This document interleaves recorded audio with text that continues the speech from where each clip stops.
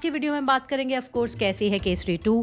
US में लोगों का क्या रिएक्शन था इस मूवी को देखकर जब मैं ये मूवी देखकर आई, और ये कैसे है सरदार उधम सिंह से डिफरेंट। दोनों जलियांवाला बाग के ऊपर है लेकिन दोनों स्टोरीज कैसे अलग हैं और कैसे इंटर रिलेटेड हैं। थोड़ा हिस्ट्री में झांकेंगे, थोड़ी हिस्टोरिकल बातें करेंगे इससे रिलेटेड। और ये पढ़कर मुझे बहुत हैरानी हुई कि जनरल डायर जो इस पूरे इवेंट के जलियांवाला बाग के मेन कल्प्रिट थे, महात्मा गांधी ने उनको कैसे और कब माफ़ कर दिया था और क्या कहा था माफ़ करते हुए। ये जब आप सुनेंगे तो आप भी हैरान रह जाएंगे, जैसे मैं पढ़कर हैरान रह गई थी। और मरते वक्त जनरल डायर ने अपने डेथ बेड में अमृतसर के इस इंसिडेंट जलियांवाला बाग के बारे में क्या कहा था वो भी सुनकर आप हैरान रह जाएंगे। और किस पंजाब के हीरो के ऊपर केसरी चैप्टर 3 अनाउंस हो गई है, ये सारी बातें होंगी आज की वीडियो में। Welcome back to my channel, मैं हूं नमिता। और केसरी 2 स्पिरिचुअल सीक्वल है केसरी 1 की। अब स्पिरिचुअल सीक्वल क्या होता है, मैंने भी पढ़ा तो मैं हैरान रह गई और मैंने कहा जरा पता करते हैं ये स्पिरिचुअल सीक्वल क्या होता है। तो by definition a spiritual successor और spiritual sequel is a product of fictional work that is similar to और directly inspired by another previous product or work, but unlike a traditional prequel or sequel does not explicitly continue the product line or media franchise of his predecessor and is thus only a successor in spirit। यानी कि आत्मा same है दोनों movies की। केसरी 1 और Kesari 2 velar की बात करते हैं, पेट्रियोटिज्म की बात करते हैं, दोनों पंजाब के हिस्टोरिकल इवेंट्स की बात करते हैं। तो इन स्पिरिट दोनों मूवीज सेम है लेकिन दोनों मूवीज की कहानी का आपस में कोई लेना देना नहीं है। ये होती है स्पिरिचुअल सीक्वल। इस मूवी का रिव्यू हम बाद में करेंगे। मेरे कुछ पॉइंट्स हैं जो मैं रखूंगी, अच्छी मूवी तो है ही लेकिन कुछ एक आधा पॉइंट्स हैं जो मैं रखना चाहती हूँ, वो मैं बाद में बात करूंगी। लेकिन उससे पहले मैं बात करना चाहती हूँ कि कैसे सरदार उधम और ये मूवी केसरी 2 आपस में रिलेटेड भी हैं और डिफरेंट भी हैं। तो सबसे पहले बात करते हैं केसरी 2 की कहानी क्या है, ये किस ट्रू इवेंट से इंस्पायर्ड है। तो जब जलियांवाला बाग का मैसेकर हो गया उसके बाद क्या हुआ, उसके बाद एक केस किया गया अगेंस्ट क्राउन या अगेंस्ट जनरल डायर कि उन्होंने ये मैसेकर किया और उन्होंने ये जेनोसाइड किया, उन्होंने ये मर्डर किया। और ये केस किसी और ने नहीं बल्कि सी शंकर नायर ने किया, जो पहले ब्रिटिश गवर्नमेंट के लिए ही काम किया करते थे, उनके ही बैरिस्टर थे। शंकर नायर was इनफैक्ट वो एक केस में एक सरदार जी को जेल भी कर देते हैं और वो सरदार जी इस मूवी में भी है वो केस। वो कहते हैं कि आप अच्छे लॉयर तो हैं लेकिन आप गलत तरफ से लड़ रहे हैं। ये बात कहीं ना कहीं उनके दिमाग में घर कर जाती है। और कैसे कैसे और सीक्वेंस ऑफ इवेंट्स होते हैं जो सी नायर को इंडियन साइड से लड़ने के लिए मजबूर कर देते हैं और फाइनली वो जलियांवाला बाग के लिए लड़ते हैं। और ये तो पब्लिक डोमेन में बात है। ये एक प्रेस कॉन्फ्रेंस में अक्षय कुमार ने ही बोला था कि एक इकलौता ऐसा केस था जो अगेंस्ट क्राउन। इसके बाद जनरल डायर को कोई सजा तो नहीं होती है लेकिन उनको इंडिया की धरती से जाना पड़ता है, उनको वहाँ से अपने पोस्ट से हटा दिया जाता है और वापस लंदन चले जाते हैं। और बाद में बताया जाता है कि वो लास्ट में अपने लास्ट के 2 सालों में बहुत ही दर्दनाक मौत मरते हैं डिप्रेशन की वजह से, और उनको पैरालिसिस हो जाता है और वो मर जाते हैं। तो फिर सरदार उधम ने लंदन में जाकर किसको मारा था? सरदार उधम ने मारा था उस वक्त के जो लेफ्टिनेंट गवर्नर थे पंजाब के, माइकल ओ डायर। और कहते हैं कि इन्हीं की इंस्ट्रक्शन पे जनरल डायर को उन्होंने ही इंस्ट्रक्ट किया था।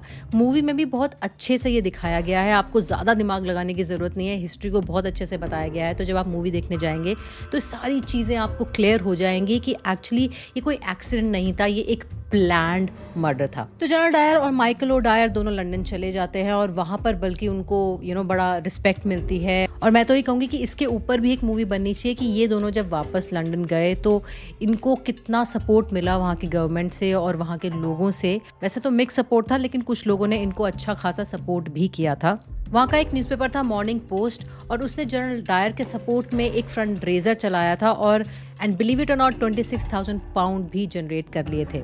और आपने एक राइटर का नाम तो सुना ही होगा, रुडियार्ड किपलिंग, जिन्होंने जंगल बुक लिखी थी, जंगल जंगल बात चली है, पता चला है। उन्होंने, आपको ये जानकर हैरानी होगी कि जनरल डायर के इस फंड रेजिंग में सबसे ज़्यादा पैसे डोनेट किए थे। He was a supporter of General Dyer. उस टाइम पर बहुत लोगों ने इस इंसिडेंट्स को कंडेम किया था, जवाहरलाल नेहरू, रविन्द्रनाथ टैगोर और यहाँ तक कि चर्चिल ने भी इसको कंडेम किया था, जो ये मानते थे कि इंडिया को इंडिपेंडेंस नहीं मिलनी चाहिए, वो उसके अगेंस्ट थे। महात्मा गांधी ने भी कंडेम किया था, उन्होंने नॉन कॉर्पोरेशन मूवमेंट चलाया था, लेकिन 1938 में जाके उन्होंने जनरल डायर को माफ़ कर दिया था। और जो चीज़ मैंने जनरल डायर की विकिपीडिया पेज पे पढ़ी वो जब मैंने पढ़ा तो मुझे बहुत हैरानी हुई कि महात्मा गांधी ने ये कैसे बोल दिया। मैं आपको पढ़ के सुनाती हूँ। He said, General Dyer himself surely believed that English men and women were in danger of losing their lives if he did not take the measures he did. But from General Dyer's own standpoint, he is justified. Mahatma Gandhi, हमारे father of nation, and he said he is justified. उनका चेहरा सारी currency पे लगा हुआ है. And he said he was justified. How is he justified?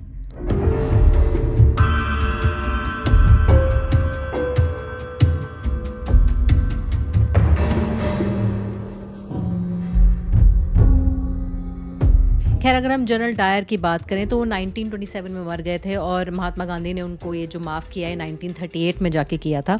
और वो मरे कैसे थे? वो सेरिब्रल हेमरेज की वजह से मर गए थे और 2 सालों में उनको पैरालिसिस वगैरह सब हो गया था। और डेथ बेड में उन्होंने ये बोला था that so many people who knew the condition of Amritsar say I did right but so many others say I did wrong.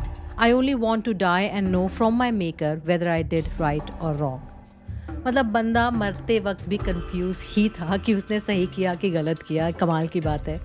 शायद उसको ये समझ में नहीं आया कि जो उसको इतनी दर्दनाक मौत मिल रही है, जो मरने से पहले उसको जो मरने वाली ज़िंदगी मिली है, पैरालिसिस हो गया है और वो आइसोलेशन में जी रहा है, वो ही मेकर का एक इशारा है, एक संदेश है कि आपने ठीक नहीं किया, तुमने ठीक नहीं किया, इसलिए मैं तुम्हें इतनी दर्दनाक मौत दे रहा हूँ। एंड उसके बाद भी he was confused. That's beyond my comprehension.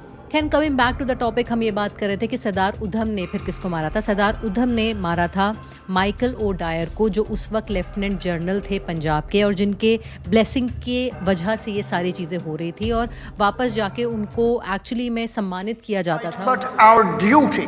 वहाँ जाके 1940 में उन्होंने असैसिनेट कर दिया। तो ये तो मोटी मोटी हिस्ट्री की बात हुई। अब बात करते हैं मूवी की, एक्टिंग की, स्टोरी की और सिनेमाटोग्राफी, स्क्रीन प्ले, इन सब की। तो मूवी तो मैंने जैसा बताया कि अच्छी बनी है, एंटरटेनिंग मूवी है, आपको एक मैसेज भी मिलता है, एंटरटेनमेंट भी होता है, हिस्ट्री का भी पता चलता है। एक्टिंग सब ने अच्छी की है, इंक्लूडिंग अनन्या पांडे। अनन्या पांडे की एक्टिंग को I was actually looking forward to see, क्योंकि बहुत टाइम से उनकी एक्टिंग बेटर होती जा रही है। Specially after seeing Control and Call Me Bae उनकी एक्टिंग बेटर होती जा रही है। इसमें भी उन्होंने एक्टिंग अच्छी की है, लेकिन यहाँ पे मैं बाकी लोगों से थोड़ा डिफ़र करूँगी। जो बाकी रिव्यूअर्स का मैं रिव्यू देख रही थी वो सब प्रेस कर रहे थे अनन्या पांडे को, और मुझे लगता है कि उन्होंने एक्टिंग अच्छी की है बट उनको रिप्लेस किया जा सकता था। मेरा यहाँ पर पिच है वामिका गाबी को लेकर। मुझे लगता है अगर वामिका गाबी को लिया जाता तो शायद और अच्छा करती वो ये रोल। उसके 2-3 रीज़न है। पहला रीज़न ये है कि वो पंजाब की ही हैं तो एक ऑथेंटिसिटी लेकर आती हैं। अगर वो पंजाबी में बोलती तो एक ऑथेंटिक पंजाबी एक्सेंट उनका आता। ऑल्दो अनन्या पांडे ने एक सेंटेंस बोला है पंजाबी का इस पूरे मूवी में और वो बहुत अच्छा बोला है, ऑथेंटिक एक्सेंट के साथ बोला है, फेक नहीं लग रहा है। लेकिन अगर गाबी होती तो शायद और ऑथेंटिसिटी आती, वो और 2-4 लाइनें बोल पाती। वो दिखती पंजाबी और सुंदर तो वो हैं ही, एक्टिंग बहुत अच्छी करती हैं, तो मुझे लगता है कि she would have been a better choice.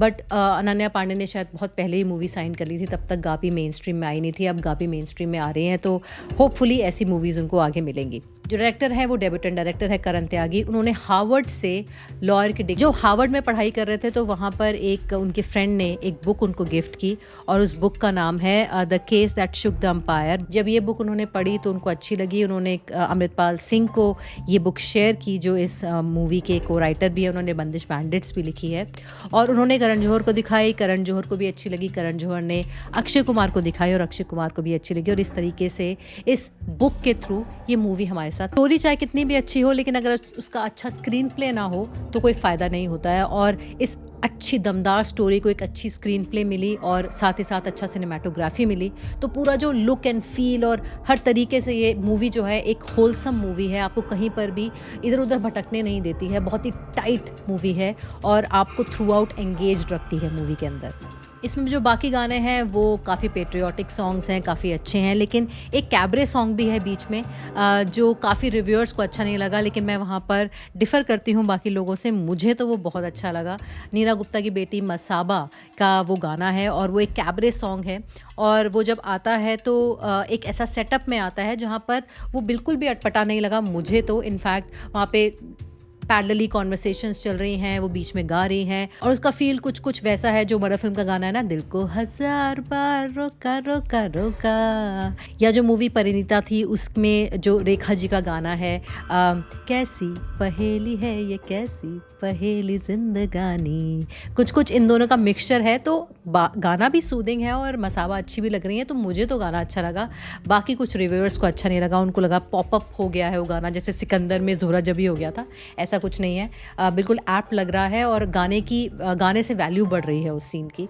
और बाकी की मूवी तो ब्रिलियंट है ही, सब गाने अच्छे हैं और एक्टिंग अच्छी है, सिनेमाटोग्राफी अच्छी है, स्क्रीन प्ले अच्छी है, स्टोरी अच्छी है, सब कुछ अच्छा है। तो जाके आप मूवी देख सकते हैं। तो मैंने ये मूवी देखी, फ्राइडे का फर्स्ट शो देखा जो रात का था, जो मेरे घर के पास मूवी थिएटर है उसमें रात का फर्स्ट शो लगा था। भीड़ मीडियम थी, ज़्यादा भीड़ नहीं थी, लेकिन लोगों को बहुत मज़ा आ रहा था, लोग तालियां बजा रहे थे, बहुत मज़े कर रहे थे।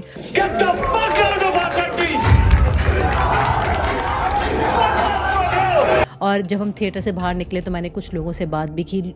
People were choked, people were emotional. It reminded me of, because I have visited that place maybe 20-25 years ago, and you could see in my voice, right? अगर आपको ये पूरा डिटेल्ड वीडियो देखना है तो आप इस पे देख सकते हैं। यहाँ पर मैंने बड़े अलग स्टाइल से एक वीडियो बनाया है, व्लॉग स्टाइल से वीडियो बनाया है। इस वीडियो का लिंक मैं डिस्क्रिप्शन बॉक्स में डाल दूँगी।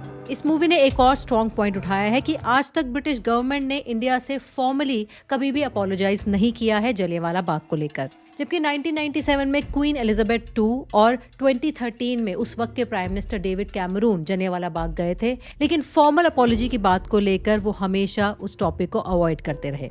दिसंबर 2017 में mayor of London Sadiq Khan आए थे अमृतसर, और उन्होंने ये स्टेटमेंट दिया था कि This is about properly acknowledging what happened here and giving the people of Amritsar and India the closure they need through a formal apology. He said that UK must apologize for India massacre. लेकिन आज तक British government ने कभी भी formally apologise नहीं किया है इस मैसेकर को लेकर, और ये बात कहीं ना कहीं हर इंडियन को चुभती है। मैंने कुछ इंडियन से बात की जब मैं मूवी देखकर बाहर आई, और एक इंडियन ने ये बात पॉइंट आउट भी की। It's not only the movie to remember that what exactly happened 106 years ago, but of course it gives you a glimpse that they won't say sorry. एक छोटी सी पर्सनल बात मैं यहाँ पे ऐड करना चाहूँगी। ये बिल्डिंग आपको इस मूवी में दिखती है, बार बार दिखती है, और ये बिल्डिंग है फॉरेस्ट रिसर्च इंस्टीट्यूट की, जहाँ से मैंने पढ़ाई की है, यहाँ से मैंने मास्टर्स किया था।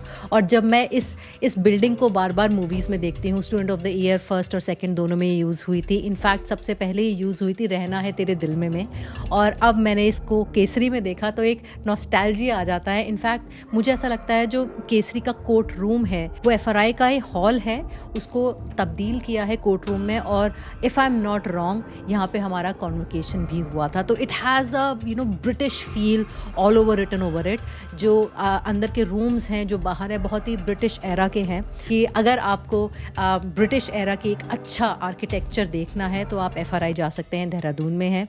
अगर अभी तक आप जलियांवाला बाग नहीं गए हैं तो ज़रूर जाइए, वहाँ पे एक मेमोरियल है। मैं भी कुछ साल पहले वहाँ गई थी और मैंने वहाँ पे रियल के बुलेट मार्क्स देखे थे, वो अभी भी वहाँ पर हैं। वो वेल अभी भी वहाँ पर है, जिसके अंदर कूद के लोगों ने ये सोचा कि उनकी जान बच जाएगी, लेकिन अनफॉर्चुनेटली उनकी जान वहाँ नहीं बची और वो डूब के वहाँ मर गए। वो अभी तक सब प्रिजर्व करके रखा हुआ है। तो अगर आपके पास मौका है आप जा सकते हैं, तो हाईली रिकमेंडेड है। कि करण जौहर ने एक ही साल में नादानियाँ भी दी है और केसरी 2। और हाँ, जाते जाते एक और इन्फॉर्मेशन, अक्षय कुमार ने केसरी चैप्टर बेस्ड होगी, पंजाब के हीरो के ऊपर ही बेस्ड होगी, और वो है Hari Singh Nalwa, the first commander in chief of Sikh Khalsa फौज। तो मुझे लगता है केसरी के सारे चैप्टर पंजाब के हीरोज के नाम ही होंगे। Well, that's the end of the video. अगर आपको वीडियो पसंद आया है तो please like, share and subscribe, और मिलती हूँ आपसे अगले वीडियो में। तब तक के लिए बाय बाय।